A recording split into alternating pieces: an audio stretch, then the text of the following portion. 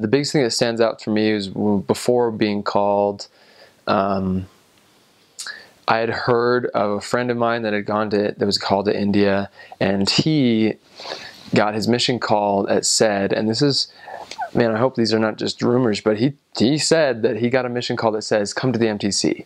And that he knew somebody else that got a call to India, and his also said, come to the MTC, and didn't tell him, you're going to India. And so that one kid had to come from Idaho. The other one lived near me, and he was just in Provo. And so went down to the MTC, and they told him, you're going to India on your mission. And so when I considered, oh, maybe I'll go to India. And then when I got the mission call to my house, for some reason, even though I hadn't opened it, it seemed like it seemed like a normal mission call. Like, well, I guess I'm not going to India because it doesn't say come to the MTC. And so then my dad went around, he videotaped, hey, where's everyone go? Where's Josh going? There's a lot of people at my house, and people are staying a lot of different places. And my little sister said India. And just because it was kind of weird, my family bought tickets to India and had been teasing me for the last 6 months, saying, hey, you're going on a mission, but we're going to India, and you're not going to come. You won't get to come to India, because my family, I have family in India, surprisingly, in New Delhi. And so India was one of the few countries that my little sister even knew about, as being how old, I don't know how old she was at the time.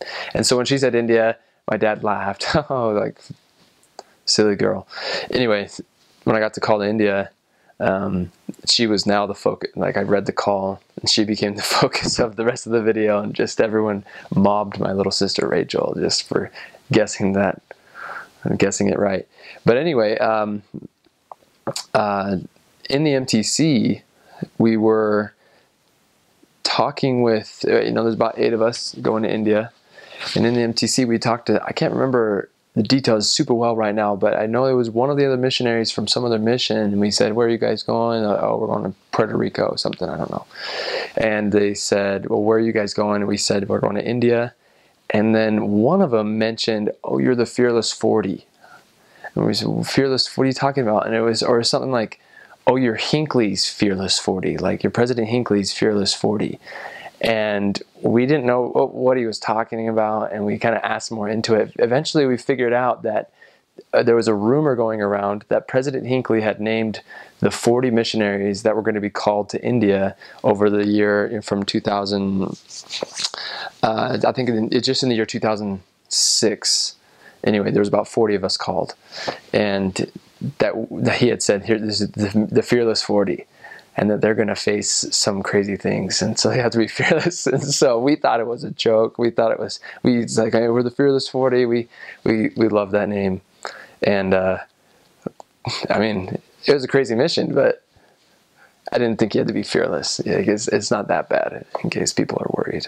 But anyway, that's what I remember from the MTC. That's probably the thing that sticks out in my mind. Oh, actually, no, I'll say one more, actually. So it was like a lot of hype about going to India at the time. And there was a special meeting. They said, Indian elders, you need a special meeting, and you're going to meet with the president of the MTC, and he's going to talk to you because it's very important that you're going to India. You needed an extra meeting to go to. And so we went into this meeting, and the mission president had been a mission president in Singapore previously, and actually had never been to India, I don't believe. And so it was kind of an interesting meeting. He said, you might see people, I remember this line, we all remember this line, that there might be people with needles going through their skin.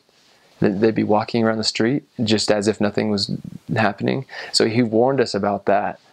And none of us ever saw anybody with needles coming out of their skin, but the mission president thought he'd warn us. The biggest thing that he wanted us to talk to us about was not to make us worried about something that we would see, but he wanted us to make sure that we would be respectful to their culture. And he talked to us about how when you see certain religious icons, to be very respectful to them, and to be careful about taking pictures of them. In fact, I think he said, don't take pictures of it at all. So I believe that was the main purpose. And so we got the point eventually, like, okay, we need to be careful, and I think we did a fairly good job of that.